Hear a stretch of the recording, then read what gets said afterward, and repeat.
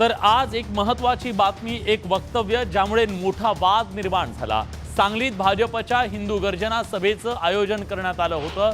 नितेश राणे यांच्याकडे भाजपमधल्या हिंदुत्ववादी चेहरा म्हणून पाहिलं जातं, पण ते सध्या मंत्री आहेत।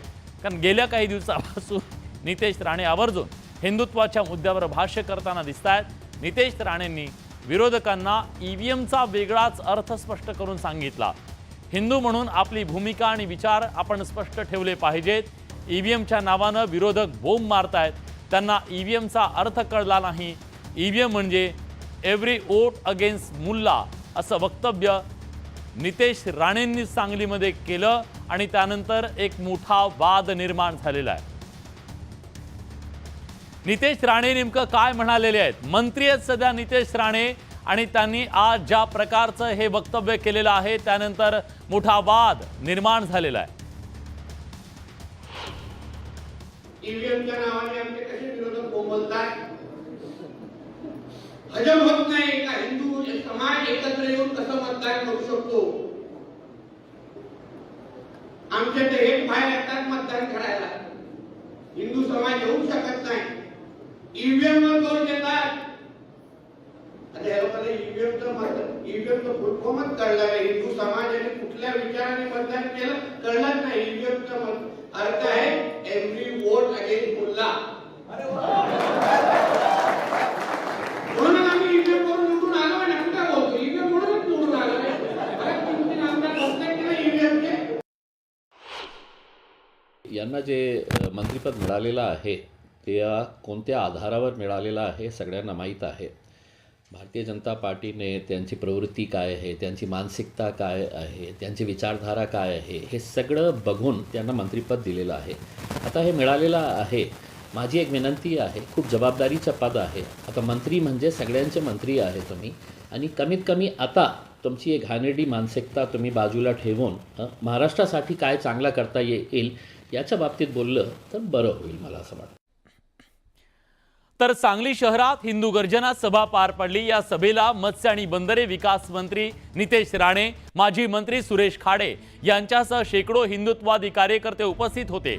या सभेला उद्देशून भाषण करताना हिंदू राष्ट्राची गर्जना खाडेंनी करत केंद्र सरकार या दृष्टीने पाऊल टाकतंय, त्याला आपली साथ हवी असल्याची विनंती केली।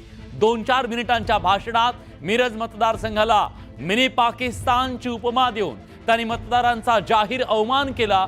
तसंच धर्मनिरपेक्ष संविधानावर चालणाऱ्या देशाला हिंदू राष्ट्राकडे नेण्याचा इरादा बोलून दाखवला। हे सुद्धा राज्याचे माजी मंत्री राहिलेले आहेत आणि खाडे आपल्याच मतदारसंघातल्या एका भागाला मिनी पाकिस्तान म्हणतायत। हिंदू राष्ट्र झालं तर मग काही चिंता नाही, पण मोदी साहेब त्या प्रयत्नात आहेत। आता त्या दृष्टिकोनातून निश्चित आपल्या सगळ्यांची साथ पाहिजे। आम्ही जर दलित असलो तरी आम्ही हिंदू आहे असं समजू नका तुम्ही। हिंदू चांभार म्हणून ओळखलं जातं, त्यामुळे असं नाही की आम्ही पण तुमच्या बरोबर आहोत राजे, त्यामुळे आम्ही मागे नाही आहे। आम्ही पण मिनी पाकिस्तानमध्ये लढतो आम्ही, बरोबर का?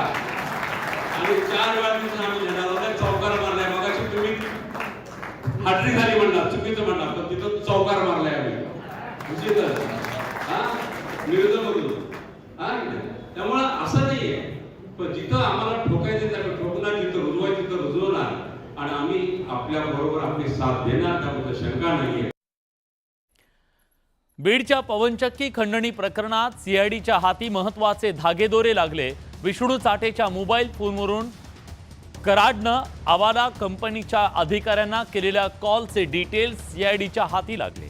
त्यामुळे वाल्मिक कराड भोवती कायद्याचा फास अधिक घट्ट होण्याची शक्यता आहे।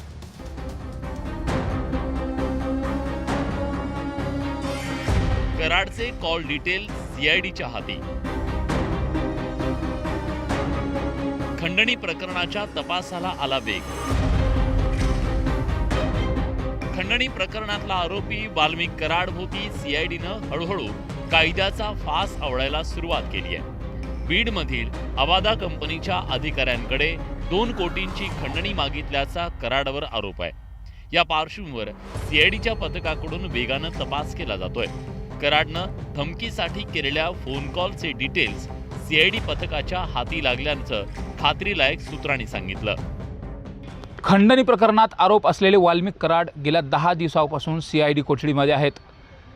त्यांनी ज्या मोबाईलवरून धमकी दिली होती त्या मोबाईलची कॉल रेकॉर्डिंग आता CIDच्या हाती लागलेली आहे. त्यामुळे या प्रकरणात महत्त्वाचा पुरावा हाती आल्यानं खंडणी प्रकरणाचा आरोप आणि या संपूर्ण प्रकरणामधला मुख्य सूत्रधार कोण हे आता या तपासातून समोर येणार आहे. खंडणी प्रकरणात वाल्मिक कराड, विष्णू चाटे आणि सुदर्शन खुले हे आरोपी आहेत.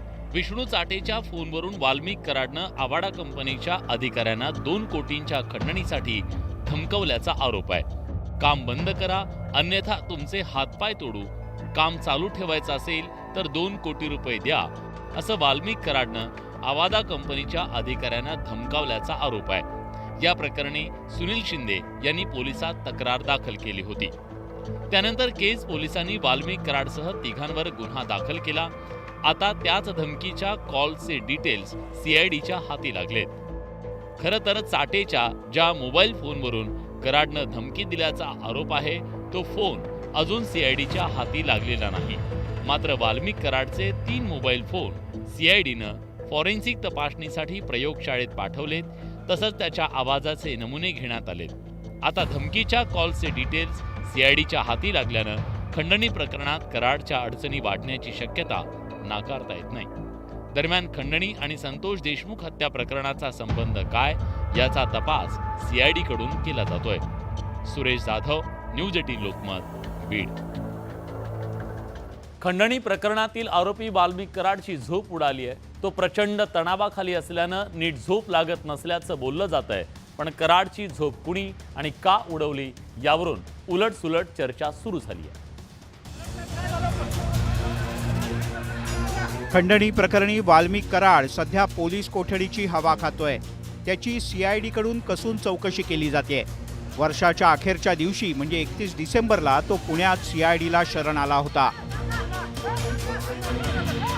पण CIDनं अटक केल्यापासून तो सातत्यानं तणावाखाली असल्याची माहिती पोलीस सूत्रांनी दिली आहे. गेल्या काही दिवसांपासून वाल्मिक कराडची झोप उडाली आहे. त्याला निद्रानाश झाल्याचं बोललं जात आहे. तसंच कराडच्या डोळ्यांना सुद्धा काही संसर्ग झाल्याचं बोललं जात आहे. गेल्या 10 दिवसांपासून तो CIDच्या ताब्यात आहे. या कोठडीच्या दरम्यान त्याला झोप येत नसल्याची तक्रार त्यानं केली होती. दरम्यान बुधवारी कराडची वैद्यकीय तपासणी करण्यात आली. तसंच त्याच्यावर औषधोपचार सुद्धा करण्यात आल्याचं सूत्रांनी सांगितलंय. पोलीस कोठडीतील जागरण आणि तणावामुळे कराडच्या डोळ्यांना संसर्ग झाला असावा असं वैद्यकीय तज्ज्ञांचं म्हणणं आहे. CIDच्या कोठडीत असलेल्या वाल्मिक कराड यांनी पहिल्या दिवसापासूनच CIDकडे काही सुविधांची मागणी केली होती. झोपेत श्वास कमी पडत असल्यानं CPAP मशीनची मागणी केली, तर मदतनीसाची देखील मागणी केली होती. त्याचबरोबर जेवणासाठी सरकारी जेवणाव्यतिरिक्त मला खिचडी खावी अशा पद्धतीने देखील त्यांनी मागणी केली होती. तर ॲपलची देखील मागणी केल्याची चर्चा आहे. त्यामुळे एकंदरीतच कराडाचे CID कोठडीमध्ये कशा पद्धतीच्या डिमांड होत आहेत त्यांच्या खरंच पुरवल्या जातात का हे देखील पाहणं महत्त्वाचं आहे. आवाडा कंपनीच्या अधिकाऱ्यांना 2 कोटींच्या खंडणीसाठी फोनवरून धमकावल्याचा वाल्मिक कराडवर आरोप आहे. विष्णू चाटेच्या फोनवरून कराडनं धमकावल्याचा CIDला संशय आहे. खरं तर खंडणीचा गुन्हा दाखल झाल्यानंतर वाल्मिक कराड 22 दिवस फरार होता. मात्र पोलिसांचा दबाव वाढल्यानंतर त्यानं पुण्यातील CIDच्या मुख्यालयात शरणागती पत्करली. पण आधी त्याला मिळत असलेली झोप पोलीस कोठडीत अजिबात मिळत नाही. त्यातच चौकशीमुळे कराड चांगलाच तणावाखाली आहे आणि यामुळेच त्याला काही त्रास होऊ लागल्याचं डॉक्टरांचं म्हणणं आहे. पाहुयात पुढे आणखीन काय होतं ते. Bureau report, news 18 Lokmat.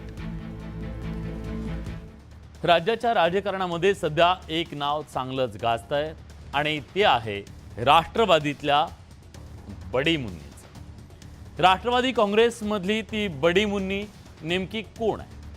राष्ट्रवादीत बडी मुन्नी असल्याचा दावा भाजपचे आमदार सुरेश धस यांनी केला. त्यावरून सुरू झालेली चर्चा काही थांबायचं नाव घेत नाही. सरपंच संतोष देशमुख यांच्या हत्या प्रकरणावरून सुरू झालेल्या न्यायाच्या लढ्यात बीडचे भाजप आमदार सुरेश धस यांनी आक्रमक भूमिका घेतली आहे. त्यामुळे धस विरुद्ध अजित पवार यांची राष्ट्रवादी असा सामना रंगल्याचं पाहायला मिळतंय. त्यामागचं कारण म्हणजे वाल्मिक कराडवरून धस यांनी मंत्री धनंजय मुंडेंना टार्गेट केलंय, तर मुंडेंच्या बचावासाठी दादांचे राष्ट्रवादीचे आमदार अमोल मिटकरी सरसावले आणि त्यातून बडी मुन्नी चर्चेत आली. सुरेश धस यांनी मिटकरींवर टीका करताना त्याविषयी वाच्यता केली. धस काय म्हणाले ते पहा. राष्ट्रवादीतली ती बडी मुन्नी कोण आहे? मिटकरी स्वतः बोलत नाहीयेत. मिटकरीला कोणीतरी बोलायला लावतंय. जो कोणी मिटकरीला बोलायला लावतोय त्यानं बोलावं. त्याला मी फार चांगलं उत्तर देईन. एक राष्ट्रवादीतली मुन्नी आहे. राष्ट्रवादीतल्या एक वरिष्ठ मुन्नी आहे. त्या बड्या मुन्नीला सांगा तू इथे ये. मिटकरी सूरज चव्हाणला या लहान मुलांना काय बोलायला लावतो? मुन्नीलाही माहिती आहे मी कुणाला बोलतोय ते, आणि त्या मुन्नीनं पुढे यावं. सुरेश धस यांनी या मुन्नीचा उल्लेख करत एकच खळबळ उडून दिली. त्यांच्या या आव्हानानंतर राष्ट्रवादीतली ही बडी मुन्नी कोण याची चर्चा सुरू झाली. मात्र गुरुवारी पैठणची सभा संपल्यानंतर धस यांनी या मुन्नीविषयी खुलासा केला. मुन्नी जे आहे, मी फक्त मुन्नीच्या बाबतीत एकच सांगतो की मुन्नी ही महिला भगिनी वगैरे नाही. ही राष्ट्रवादीतली मुन्नी ही पुरुष आहे आणि मी जे बोललोय त्या मुन्नीला 100% कळालेलं आहे. फक्त ती बाहेर आलेली नाही. मुन्नींनी बाहेर येऊ द्या. मग मुन्नी बदनाम होणे याची दक्षता तुम्ही घेताय का? मुन्नी बदनाम झालेली अगोदरच. अच्छा.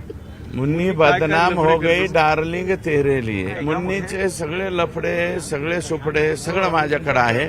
मुन्नीला एकदा बोलू द्या. सुरेश धस यांच्या बोलण्याचा रोख कोणाकडे होता हे स्पष्ट होण्याआधीच खुद्द राष्ट्रवादीचे अध्यक्ष आणि उपमुख्यमंत्री अजित पवार यांनी धस यांचा चांगला समाचार घेतला. धसने आरोप केला आपल्या राष्ट्रवादीच्या बडी मुन्नी म्हणून. ही नेमकी बडी मुन्नी कोण आहे? त्यांना विचारा. दादा तुमच्यावर हे असले फालतू गोष्टी कोणी बोलत असेल तर मी स्पष्ट नावं घेऊन बोलणार आहे. त्याच्यामुळे त्याला विचारा कोण आहे ते. दरम्यान राष्ट्रवादीतल्या मुन्नी प्रकरणाची आता जनतेतही चांगली चर्चा रंगली आहे. हे मुन्नी बदनाम, हे अक्का, हे जे डायलॉग मारू स्वतःवर काही लोक नेतृत्व फोकस करून घेतात, त्यामुळं या प्रकरणाचं गांभीर्य पूर्णतः कमी होत चाललंय. जो मूळ आहे विषय हा सोडून सुरेशांना कुठेतरी एकड भरकडत चाललेत. संतोष देशमुख या जे हत्याचं जे गांभीर्य आहे त्याचं कमी करण्याचा प्रयत्न सूरज धस करायला आहे. संतोष देशमुख हत्या प्रकरणाला थोडं वेगळं वळण लागते की काय, त्याचं गांभीर्य कमी होते काय असं वाटतंय. खरं तर सुरेश धस यांनी उपमुख्यमंत्री अजित पवारांची 2 वेळा भेट घेतली, पण त्यानंतरही धस यांच्याकडून धनंजय मुंडेंवरची टीका काही थांबली नाही. दरम्यान धस यांनी राष्ट्रवादीतल्या मुन्नीचा उल्लेख करून नव्या चर्चेला तोंड फोडलंय. Bureau report, news 18 Lokmat.